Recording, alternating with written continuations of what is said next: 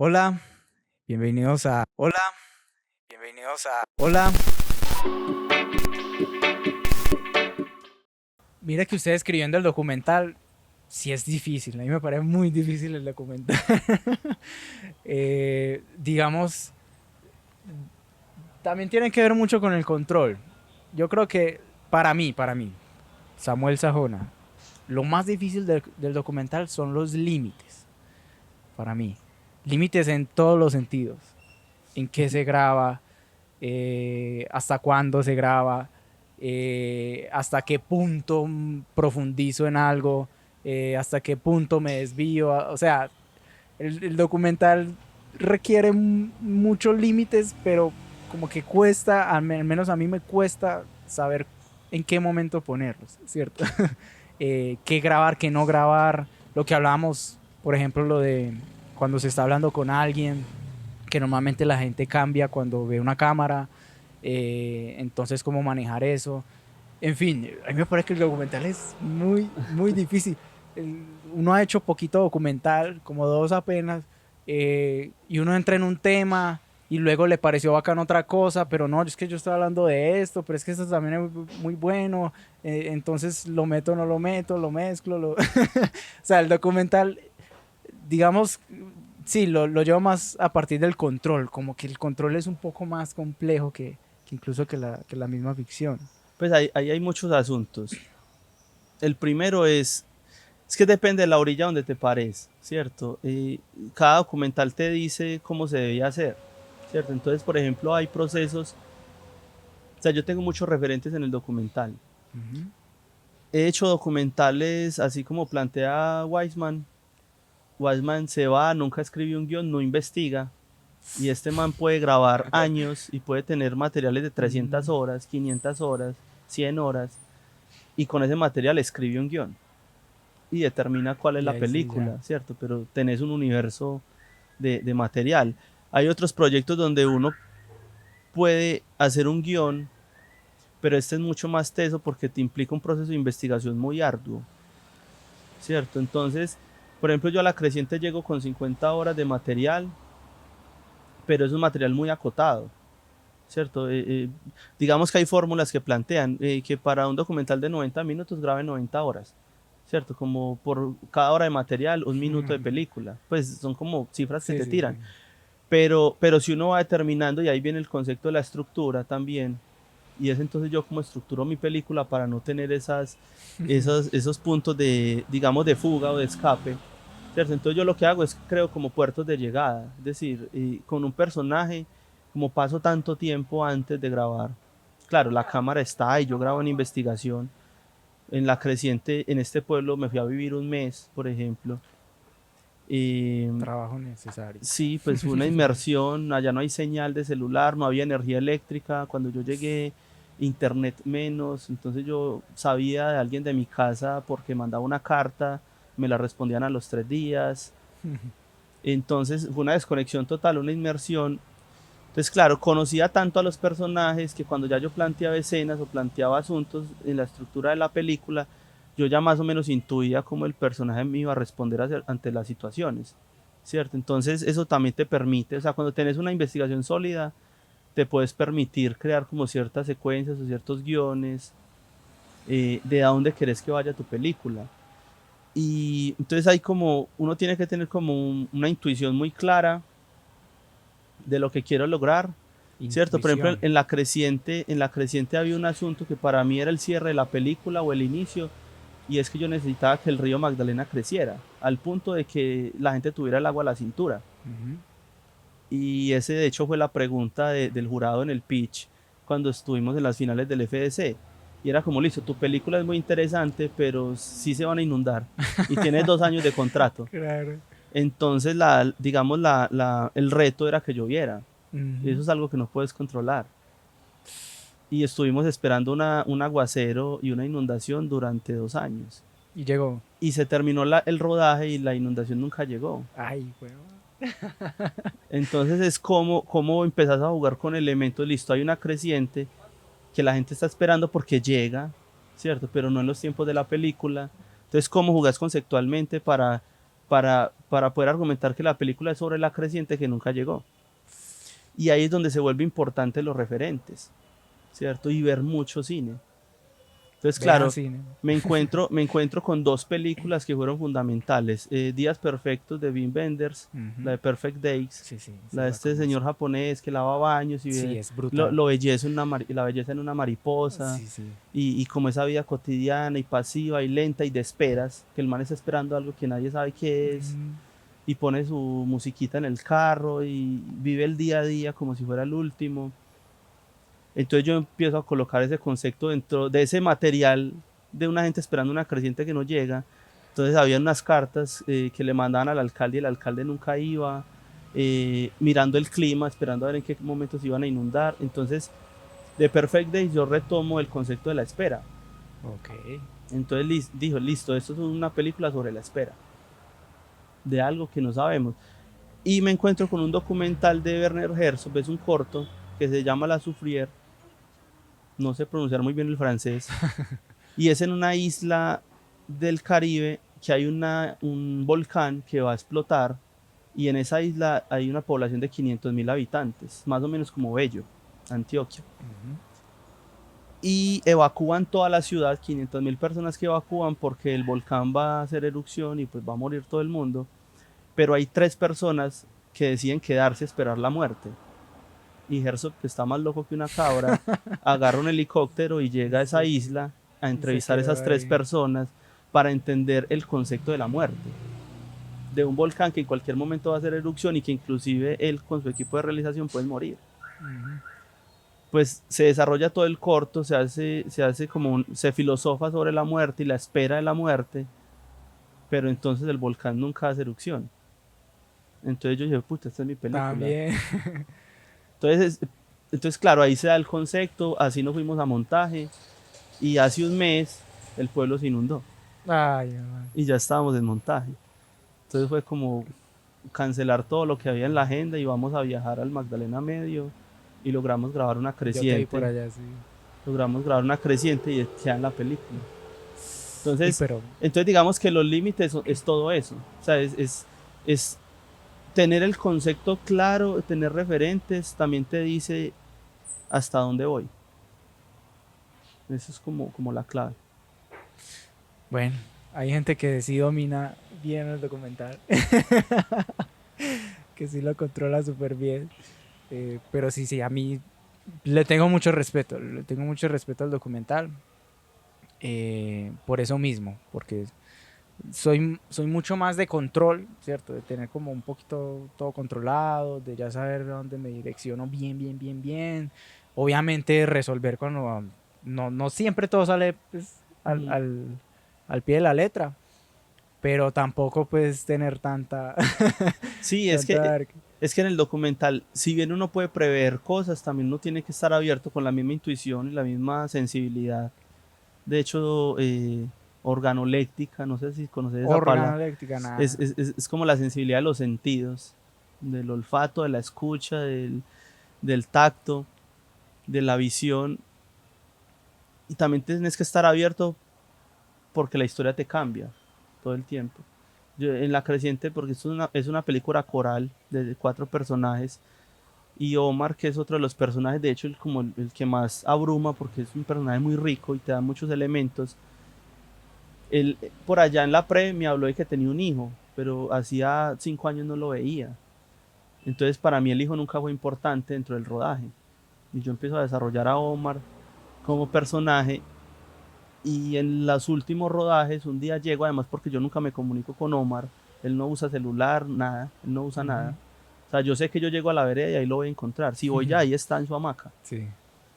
Y yo un día llego con la cámara, con todo el equipo de producción, y Omar estaba con un man igualito a él. Entonces voy, saludo, ¿qué más, Humitar? Mm. ¿Cómo va la vaina? Y me dice, te presento a Ronaldo, él es mi hijo. Ay, güey, madre. Y pues prendimos la cámara de una y la película tomó otro rumbo. Es- Entonces uno es- está abierto a lo que vaya sí, sí, sí, o pasando. sea, es que pasan muchas cosas. Y más en procesos como los tuyos que son larguísimos, o sea, 3 años, 5 que los conoces incluso, o sea, pasan demasiadas cosas. Ahí es donde yo digo, brutal uno tener igual que escoger y llevar bien el hilo Sí. durante todo ese proceso. No, y yo creo que el límite se pone también mucho como en la post también. Joaira, que es la otra personaje, por ejemplo, Joaira se iba del pueblo porque ya no veía futuro ahí. Su casa, cada que el río crece, es de madera, entonces la casa ya está vuelta a mierda y ya ella dice, yo no quiero vivir más allá. Ella ya trabaja en otro lado, va eventualmente como a darle vuelta a su casa. Y así terminó el rodaje. Bueno, iba a terminar el rodaje en una mujer que se iba del pueblo porque no encontraba futuro para ella y para sus hijos. Y cuando llego, yo llegaba con la idea de grabar el trasteo cuando ella ya saliera del pueblo y me dice, Pablo, es que me gané el chance Ay, y voy a arreglar mi casa y no me voy a quedar. Puta, me desarmó media película. ay, güey, madre. Pero ya en pos la decisión es no, o sea, quedamos hasta el punto en el que Joaira se va. Ah, vea. A pesar de que grabamos la otra parte, La eso otra no va a parte. quedar dentro de la peli. Ah, vea. Uy, pero es un cambio. Por ejemplo, esa duda no me dejaría dormir meses. No, no he dormido en Pucha, meses. todavía, No he dormido en meses. todavía. Ajá. No, es que sí, sí, sí. Es que por eso le digo el documental, por eso mis respetos a los documentalistas siempre. Y en el camino veré si hago alguno que otro documental. Ojalá. Pero es algo que sí lo tomo con respeto y que me gustaría pues eh, estudiarlo bien, ¿cierto? Estudiarlo bien porque obviamente no es muy fácil. Pablo, para ir terminando, una pregunta que bueno, también le hacía a la invitada anterior y es que llamémoslo hábitos, aunque no sería hábitos porque no son cosas diarias, pero qué cosas vos no negociás cuando haces cine, que vos decís eso se tiene que hacer así o no se puede hacer porque nos va a dañar el proyecto. Cositas puntuales. ¿Sabes qué descubrí con el largo? Que me prohíban crear relación con la gente. Esa no la puedo negociar. Pues para mí es muy importante las horas largas de conversación con la gente y me pego unas emputadas cuando me interrumpen en mis conversaciones con mis personajes que o sea, se me sale el diablito. Entonces esa es una que no negocio, o sea, como que me castran el tiempo. Es decir, como que el tiempo de la producción y el rodaje y esto que plantea la industria, el plan de rodaje, o sea, el plan de rodaje no me gusta.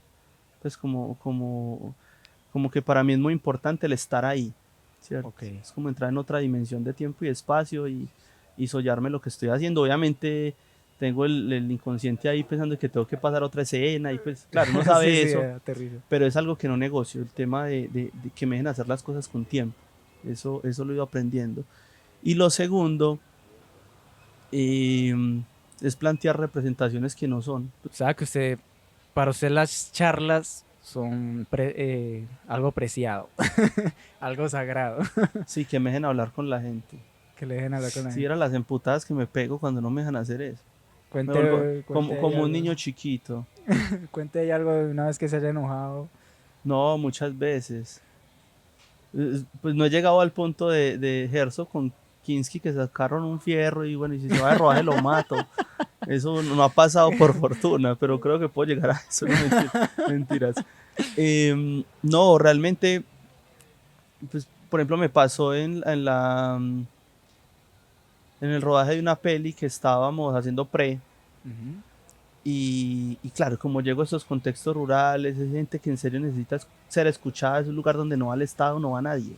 Sí. Entonces digamos que uno como un agente aparentemente externo, la gente quiere contar muchas cosas y ahí es importante la conversación, el tintico, preocuparse por el otro, cómo está, de salud, cómo va la vida, los hijos, pues, cómo va el trabajo, pues, es decir, como que debe haber una preocupación por el otro y en ese momento contábamos con un productor eh, cuyo nombre no mencionaré, que además lo quiero, pues un amigo que amo con el alma, pero que tenemos formas diferentes y pues yo en medio de la conversación el man me interrumpe y me dice como, es que tenemos 10 minutos. Puta, me- pues ahí solo recuerdo que lo miré, le hice una muy mala mirada, seguí hablando con el personaje y me quedé 2 horas. Uy, man. De Y 10 lo, minutos a 2 horas. y lo hice con todo el dolo del mundo y después ya en la reunión de equipo fue pues como que me regué, sé que hay cosas que uno tiene que controlar, luego lo aprendí, pero ahí me molesté mucho y pues fue una discusión larga como de la importancia que para mí tiene poder entender y tener, digamos, sensibilidad con la otra persona y que yo no puedo llegar a cortar una intervención de alguien que además quiere ser escuchado, pues porque simplemente el sistema nos implica. O sea, yo sé que en el cine eso es plata, es tiempo, es Sí, logística, pero debe haber también como unos momentos, y sobre todo en el documental, ¿cierto? Que debe haber pues como esos espacios. O por ejemplo, me pasó una vez em, que una comunidad nos hospedó y en plan de rodaje estaba que la comida era a las 6 de la tarde y eran las 5, ya no estábamos rodando y, y pues una señora de la comunidad nos llevó la comida a las 5 de la tarde, en plan de rodaje estaba a las 6 y en ese momento todos estábamos mirando el celular, otros estaban dormidos, en un calor el ah, berraco, por allá en el Caribe colombiano y, y pues llegaron con la comida y yo dije, bueno, vamos a comer. Y el productor sale y me dice, no, es que la comida es a las 6. ay. Bueno, ahí conoció el Andrés, conoció el Andrés con ese gesto porque además la señora estaba ahí esperando que comiéramos. Claro. Entonces, bueno, son como cosas que implica cierta sensibilidad. Es como adecuarse también, ¿no? Sí, sí. Es un contexto diferente, No, pues, a... o cuando te sirven comida que no te gusta, bueno, eso tiene ya como sus convivencias. Ujú. Eso, eso es clave también. Y ya ahora sí para terminar, porque es también me interesa. Obviamente el productor y el asistente de dirección son los que más le cogen rabia porque son los que hablan del tiempo. Pero como director a veces también uno como que raya con mucha gente. ¿A, a vos te han cogido la mala por rodajes al ser director? Por fortuna, no. No. Aunque mi asistente de dirección, Tati, que seguro va a ver esto, eh, de hecho ahorita venía hablando con ella cuando venía llegando a este espacio, y al principio, sobre todo como en las formas, hace unos 5 años apenas haciendo investigación, eh, hubo un punto en el que la nena también estaba planteando su indagación personal y estaba preguntando asuntos que ya yo sabía porque ya llevaba más años que ella en el territorio. Ujú. Entonces sí hubo un momento en el que le dije como, marica, no se me meta al rancho. Pues Ay, pues al punto de que hubo como una parte del scouting donde íbamos en 2 canoas, ella iba conmigo y pues la discusión fue tal que yo le dije, ¿sabe que vaya en la otra canoa? uy. Y ya la otra canoa agarró por otro lado y Ay, yo güey, pude madre. hacer mi dirección con más tranquilidad. Pero pues son cosas que pasan con cariño y que con el tiempo uno empieza como a entender las formas y pues hoy en día Tati pues como que entiende mi manera. Ajá. Además, como que en la previa ya del rodaje intento como reunirme con el equipo y a sincerarme mucho y siempre planteo una cosa y es que confíen en mí, pues como director, que confíen, si me ven perdido igual que confíen, ¿cierto? Porque a veces es como caminar a ciegas, lo que hablamos del documental que también te Es plantea una clave. montaña rusa y les digo como, si me ven perdido, o sea, no tengo lío con que me digan asuntos, errores o cosas por mejorar, pero que cuando me vean perdido como en ese océano de que es grabar un documental, una película, como que igual confíen en mi intuición. Eso es lo que siempre intento, como, vengan, confíen en mí, que Va a aprender esa. voy a estar perdido, pero confíen. Va a aprender esa. Uy, eso es importante porque a uno le pasa, o sea, le puede Sí, pasar. Uno no es exento de, sí, como además director de... porque uno como director tiene muchas cargas, Ujú. pues además del concepto, de estar pendiente de lo técnico, lo logístico, el personaje, todo esto, también hay asuntos que son extra de, por ejemplo, me ha pasado rodando que te llegan actores armados y pues el director es el que habla, por ejemplo, eso me ha pasado varias veces. Entonces como que uno tiene muchas cargas, muchas negociaciones previas, ¿cierto?